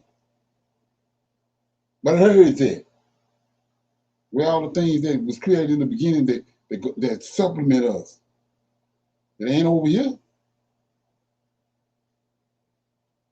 Okay. Any comments? I'll play a little more of this, then I got a couple questions, like I said. Anybody got anything? Okay. Well, have equated repentance to simply saying, I'm sorry. That's nothing. Repentance is an action. Yes, you may verbally repent, but that verbal repentance has to be followed by actions. You've got to turn away from the deeds of your body. You've got to turn away from those things. You've got to undo some things. You've got to. So let's look at one more thing. I'm through with that. So let's look at what we did over the other night with AI. The Israelites, they just destroyed Jericho. The Lord was with them. Then all of a sudden, they came up to a smaller country, a smaller nation of people, and they couldn't conquer them. They kept getting smarted and ran off. And they couldn't figure out why. Come to find out that Achan had stole some of the stuff out of Jericho that he wasn't supposed to get. He had him hid in his tent, which is his household, with his children and his people and all that. He had them in his household. So what did the Lord host do? He got the Levites together and all them, and they came out and brought all the males out. And he had them go house by house to find out who it was that had sinned. He went from tribe down to male to his house. He didn't call the children out. He didn't call the women out. He called all the males out, went down through there, and then he got to Achan. And so the point of the matter is, when they found out it was Achan, they got together, took Achan out, and stoned him to death, him and his whole household. Right? So let's look at that, just like these other questions I got. So who you repenting to? This bullshit they talking about, what they got us doing now. Who the one repenting to? He just went tribe by tribe, house by house with all the males, and then he found out it was an Achan house. He took Achan out, killed him and all his children and all his wives. So who the hell, what's this shit they got now where a woman repenting. Who you repenting to? And for what? Come on. And nobody really focusing in on that. So any comments on that? You know, some just let it furminate. Think about it. Okay. So I'm going back to what I've been reading in the Targums and a couple other places. So one of the things was we read and we see how this happened twice in the scriptures that I know of. We saw Lot, story where we was reading last night with Lot. And like I said, this is things to brainstorm on and go do research on. So Lot found itself with these two angels in the house, and then these sodomites came, right? So Lot is not part of them. That's a whole another race of people. That's not the people Lot living amongst them, just like Abraham living amongst them. He had nothing to do with them, DNA wise, culture, nothing. He don't have nothing to do with them. So that's their culture. Sodomizing men and all this unorthodox ways they have. So they came to the house, beating on the door, trying to get in the house, right? And so Lot got two men in the house with him. He brought him in the house, these two angels. They don't know it, but Lot know that it is. So they beating on the door. Lot come out the door, lock the door behind him. And then he tell them, I got two daughters in here. You can have them. But don't bother these men. So like I said before, go back to the repent and what the Most High did with Achan. Who the hell you repenting to? And for what? So anyway, so he says, I got these two daughters and they never been touched by a man. You can have them. So you got, nobody dealing with that. What the hell going on? Did he do that? Did not do that?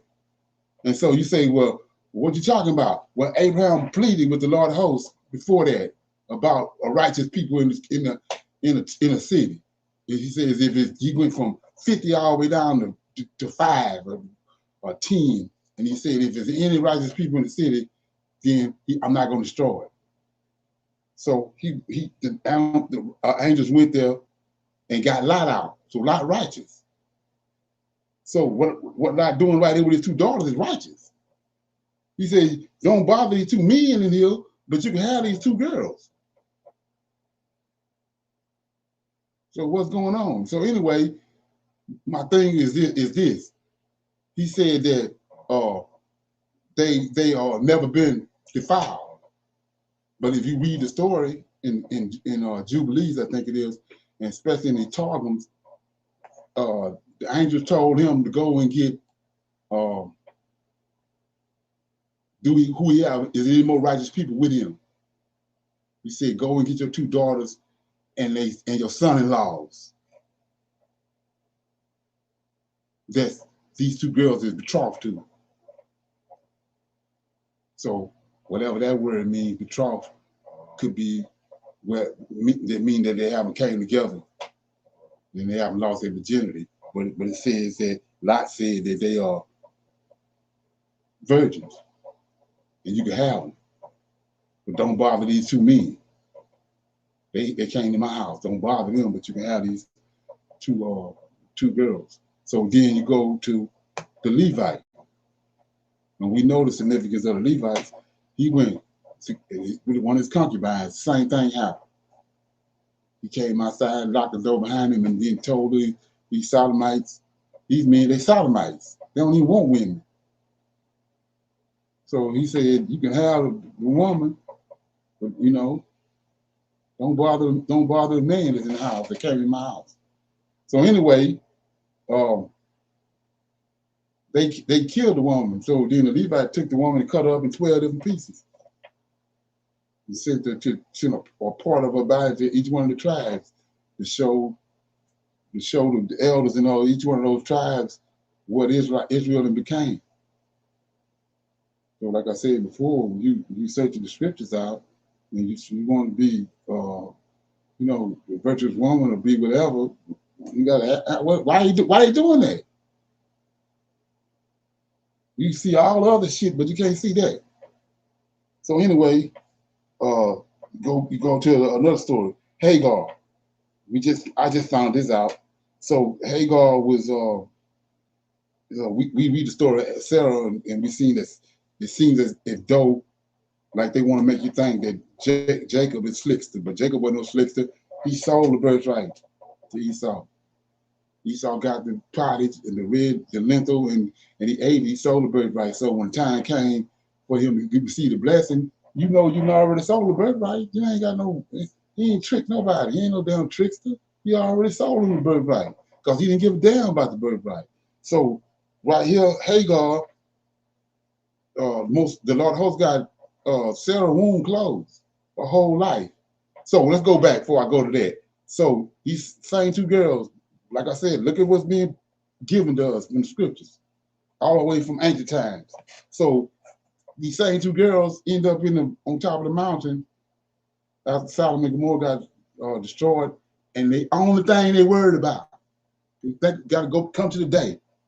Come to the day now and think about get two women on the top of the mountain, and they just say they on in Los Angeles, and they look and see all of Los Angeles got destroyed.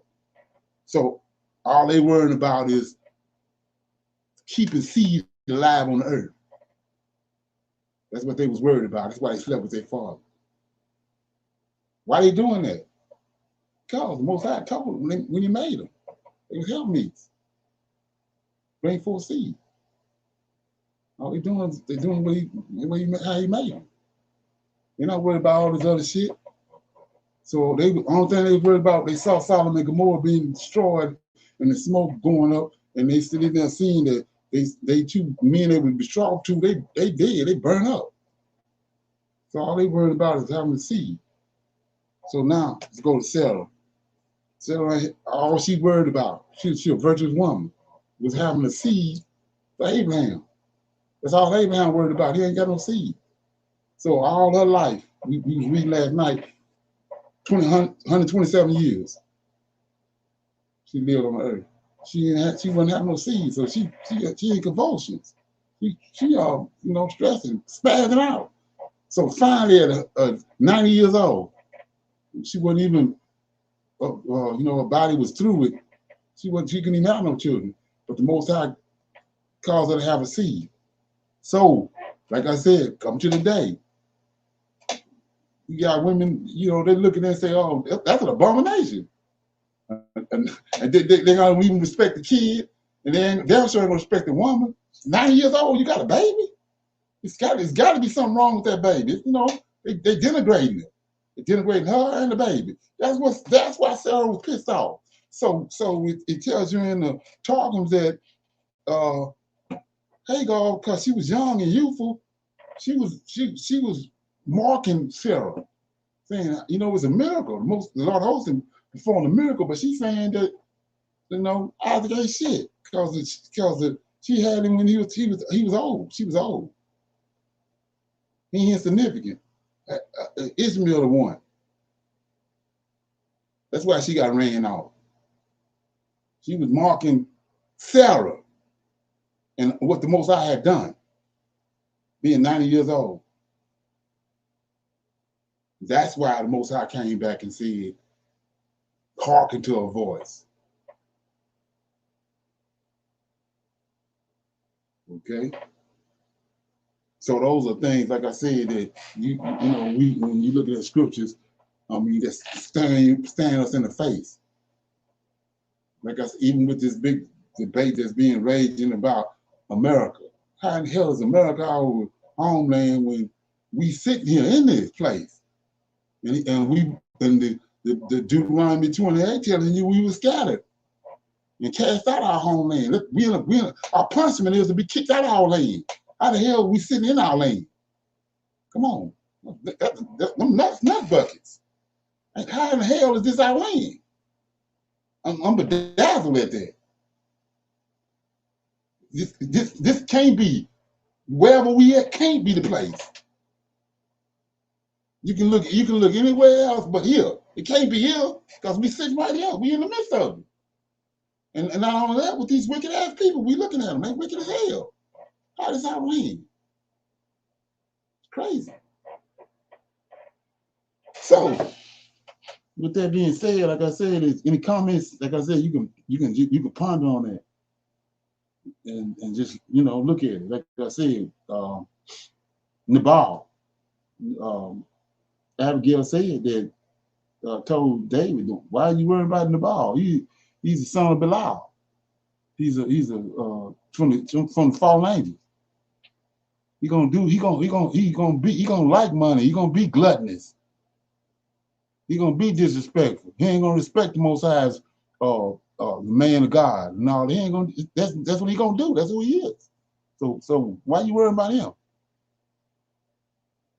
Well, like I said, she ain't go when she's sitting there looking at it and seeing what he's doing. She ain't gonna pray to Yahweh. She loaded up the damn donkey and all that and went to David. She ain't gonna pray to nobody. You don't see none of the women doing that. But like I said, that's part of the hoodwinking that they did. When they hooked, like I said, it's obvious what they did with Rebecca.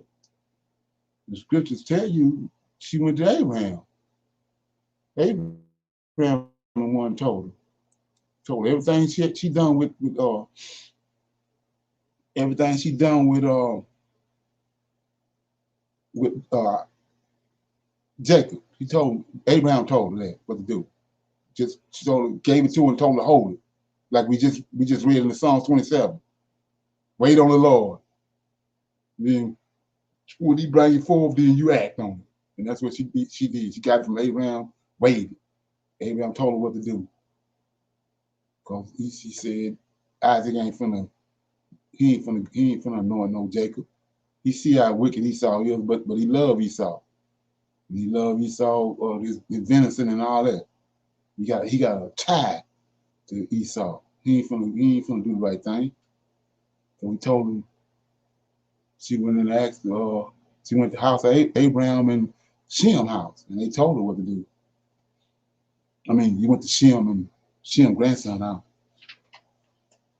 and they told her what to do. She ain't go to the Lord.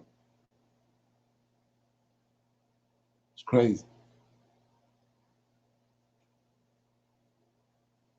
Okay. Anybody got any comments, questions? Before we close out? Shalom. I have a comment. If we go back into our Tanakh and Torah and look at, like you said, it is the man that has the just like the angels and the Lord of hosts has a responsibility. Right. And it is the man who has the responsibility to keep the woman and the household and the child or children in the knowledge of the Lord of hosts and what is going on, and to have that knowledge to give them about their responsibilities as well as the Hebrew Israelites. And when we get away from that, like it has been prophesied that we will be brought into this land, learn the heathen ways, but when your eyes get peeled, like the coming together in the prophets of awakening, knowing these things, again, we have to take our will and choice to go back and get these things and stay steadfast, because the prophecies are always a precept and a breath away every day. And we can see those Esau spirits in the man around here and doing these things. But we also can see the spirit of Noah, and we can see those that are coming together. So I am looking back on this, and I do believe, and I feel, and I know, even though I was taught the blue eye devil, I do know that this prophecy and what needs to take place now is obedience with consistency, because when David comes back to judge, all of this means something. All of Right. this is something that is going to happen, and even though some uh, people don't want to believe it and just go along to get along, you Right. know, you will see that in your life every day if you go back to this Torah and Tanakh, because everything that has been prophesied is happening.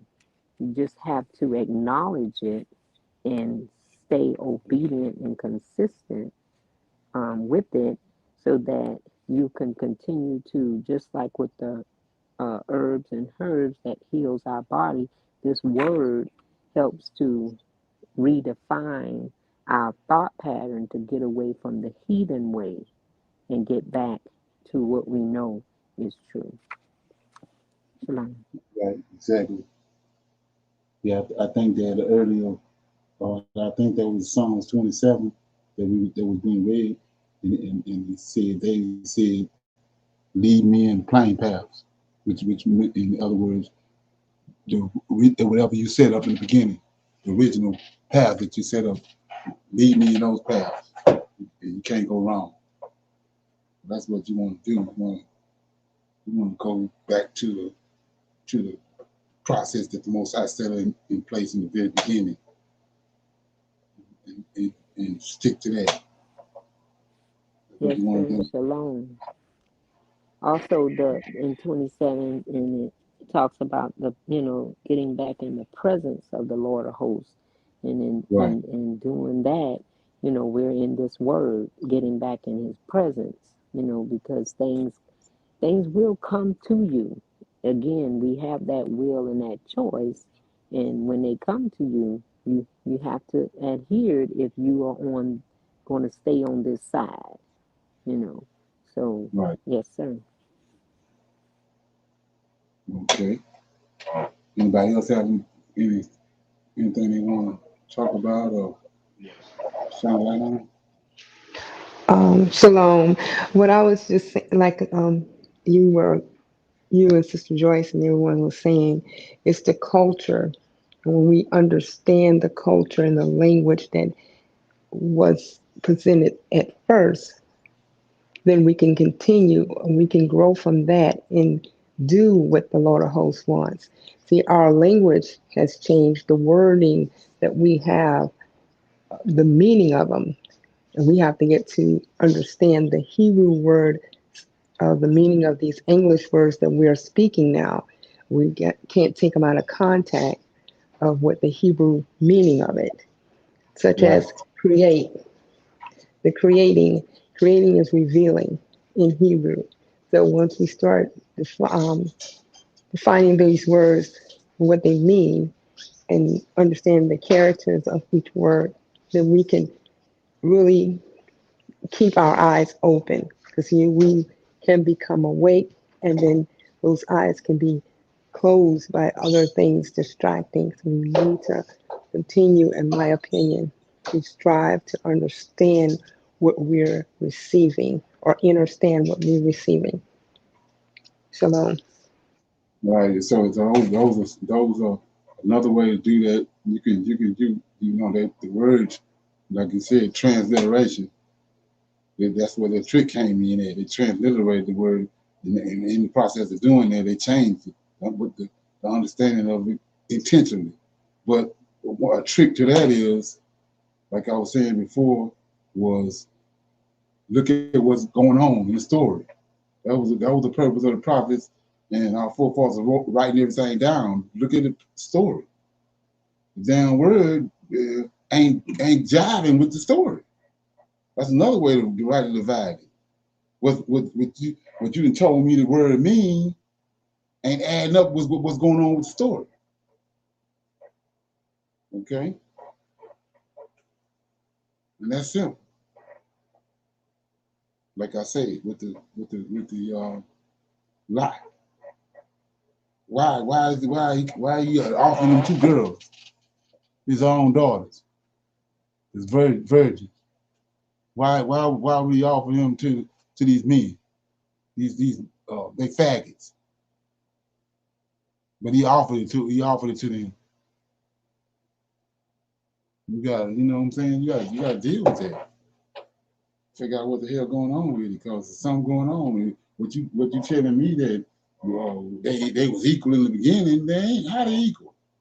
Look what he said. Look what the Levite did. Something else going on. Yeah. Okay. Shalom. A lot of times we like to take off running before we learn how to walk, right? So when you are reading the scriptures, and it tells us in Deuteronomy and in Jeremiah that we will be among a nation whose language we will not understand, right? So to me that should trigger something and say, like you said, certain words that are in these scriptures does not add up to what the story is about. So that triggers you to do some research on the origin of that word, which is called etymology, right? So etymology is the study of origin of words and the way in which their meanings have changed throughout history. Right. So this information is out here for us to research and to learn. So a lot of the words that we use today, we were not using. So with that understanding, by changing the origin of the words, right? It has gotten to a point to where they have done so much to us as Hebrew Israelites and our culture, right? Because throughout history, they have changed the meaning of these words. Our language has been taken away from us. So you got to look at too, that is a reason why also they changed our names. Our names had a meaning. So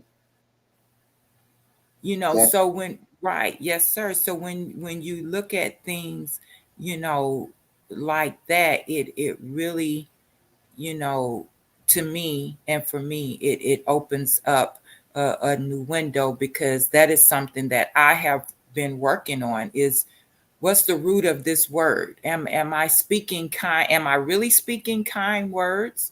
Or am I speaking their language, thinking it's kind words? So that is just something, we have to be aware of. And you were speaking of what they have done to our Black men, right?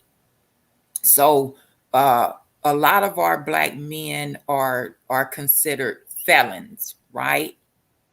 So when you look at that word felon, right, and you do your research on that, it's one who deceives or commits treason, right? One who is wicked or evil, an evildoer, used of Lucifer and Herod, right? Evildoer, scoundrel, traitor, rebel, oath breaker, the devil. So when we're out here and we're saying, oh, he ain't nothing but a felon, that really that means something. Just like you got to do the research on drug dealing. I think Sister Joyce was talking about there earlier about the pharmacy, on where that word pharmacy comes from. That's used for them for, spells, witchcraft, sorcery, things like that. So I think it's really important for us to learn the things that are very basic that we think is not important, but it is very much so important. I'm gonna read something right quick because I think it didn't really register when I was reading it. I'm in the talking right quick. So check this out. So it says, let me give an example. It says, it's in chapter 1, verse 5, right? Back to the word thing that we're not really focusing on God, right? Creator, fashion words. See that? He fashioned words, and with these words, he called to the light and named it day. Then he fashioned words, and with these words, he called the darkness and named it night. The evening and the morning were established as one day. So there goes your process right there. That's what they doing. They're naming these kids, but the name means something. They're fashioning the words and then naming the kid, and that's you sewing something into that kid when you name it. And then you going from that to, like I said, when you look at like memory.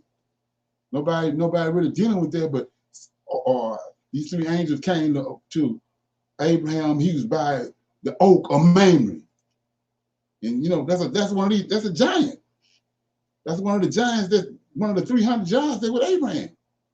He got 3 brothers.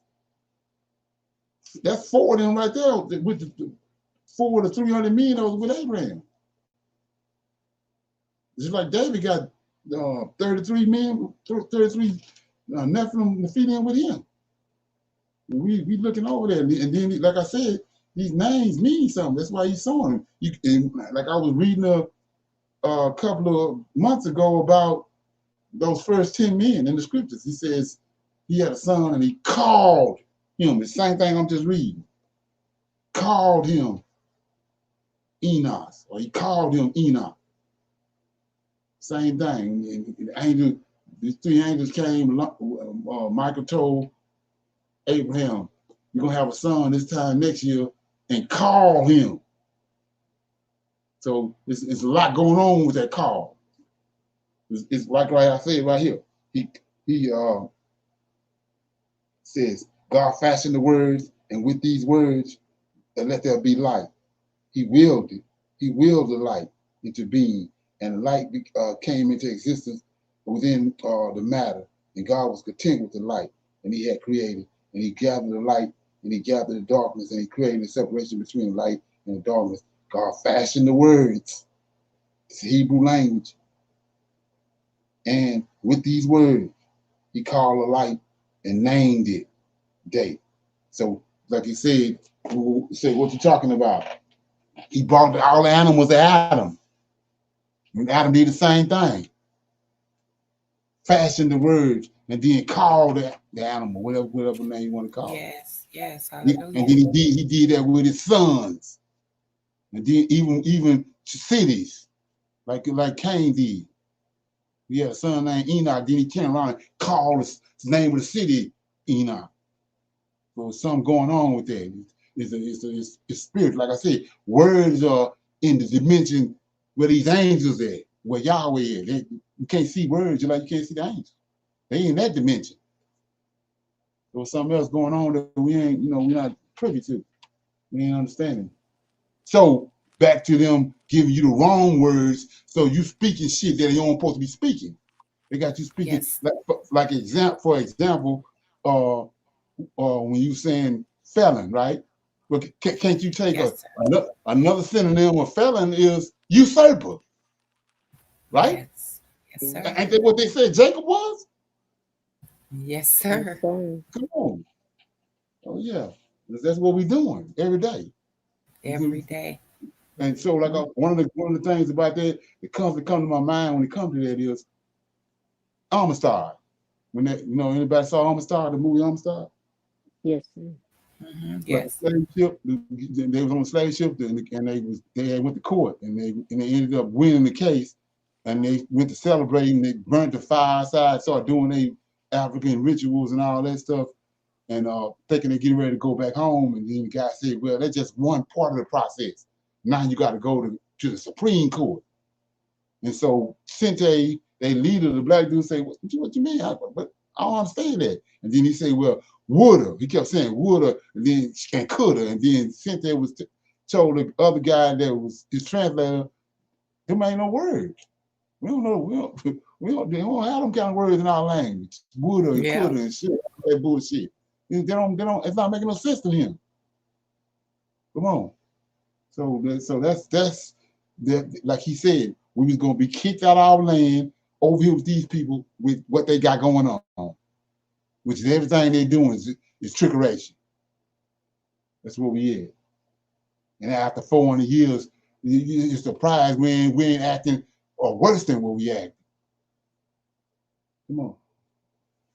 Yes, sir. Yes, sir. So when you understand the root of those words and you have people that are speaking a certain way about you or saying certain things to you, and you know where you are in this knowledge, you just let it roll off like water on a duck back. You know, you don't address it, you don't worry about it.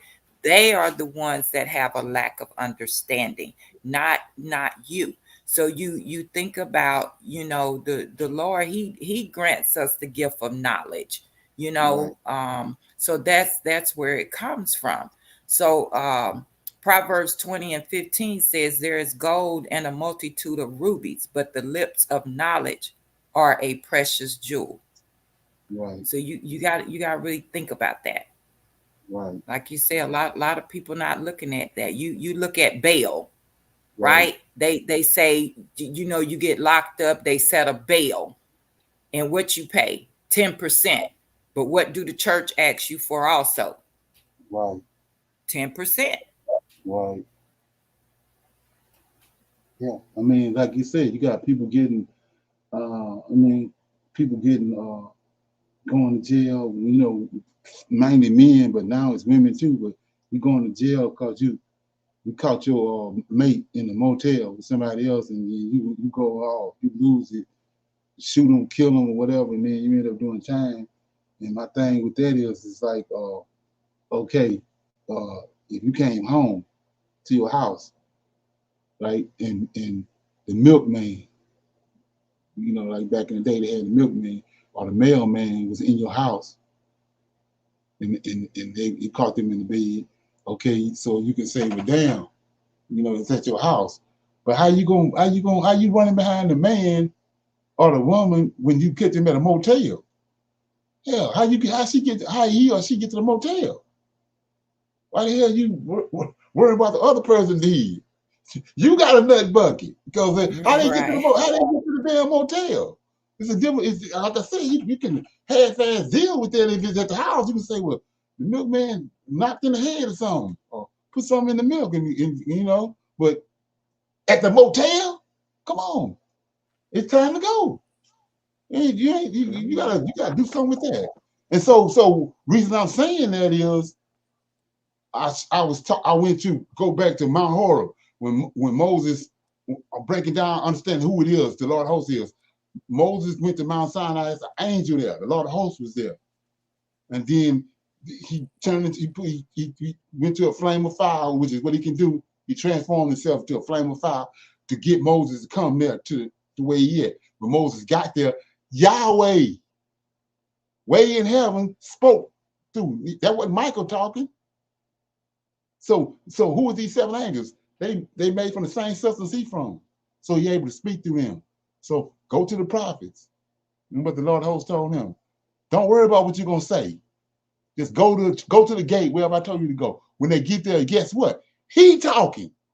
They ain't talking. So you think these demons ain't doing the same thing? Some of the shit people say to you that you flipping out on, and it ain't even them talking. And you flipping out on it.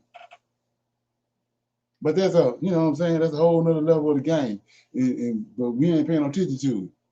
And we were just reading that. I can't remember what it was. I think you was reading it out of Jubilees. We was talking about the spirits. Yes, sir. So the spirits coercing them. So how are they doing that? Through the person. They coercing. Yeah. And you got to look at this. It'll save you from a whole bunch of drama when you understand that. Yeah. So with that being said, we passed 2 hours. That's it. So anybody else got anything before we go? Shalom. I just want to go back to, you know, the words and the names that were fashioned and called. When we look at Abigail, her name is a father is joyous, and her beauty is more than skin deep. because she was a intelligent, beautiful woman. And she knew when she came to David, she said, "My Lord, I'm your servant." She knew this. And so her name meant that, she was a servant unto the Lord, and she became a servant unto David as well, knowing that, he was a man after Lord of Hosts' heart. So when she went to plead the case for her husband, she said he was a fool because his name is a foolish. He's foolish. He doesn't know he was a Calebite or Calebite. He was Son one of of them. Belial. Son of Belial. Right, son of Belial. Right. And so that name meant something. And he knew it. And he told her, blessed, be you, because she knew what was in front, who was in front of her, and who knew who was close to the Lord of Hosts, and it was David. Right, exactly. Right. So yeah, even with I shine the light on it, with like with Bathsheba, you got all these nut buckets want to holler and say that, it ain't no way that David the Messiah. Look what happened with him and Bathsheba and all that, and all the things that he done. He can't be the Messiah. So go back to the words. What do Bathsheba means? In the book of Nathan, which they took out, he was a seer during the time of David. Tells you that Bathsheba's daddy, she was so beautiful from when she was born, and her name means that referred to her marrying a king, royalty. So he sold that in her. So guess what? When she met, and then we know that Uriah was following her daddy around. Her daddy prayed all the time. He was a pious man. Lim was Bathsheba's father. He was a priest. So he prayed all the time for her. He would follow her. And he listened to his prayers. So he came and did everything that father had been praying about, because he was listening on prayers. That's how he got Bathsheba. But guess what? The name that he sold into her still it hadn't came to pass yet.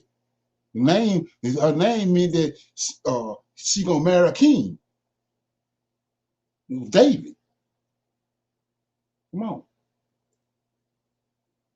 So all y'all Uriah got was what he had coming to him. But what was the name and everything that the father had sold in her still ran its course. She ended up with a king.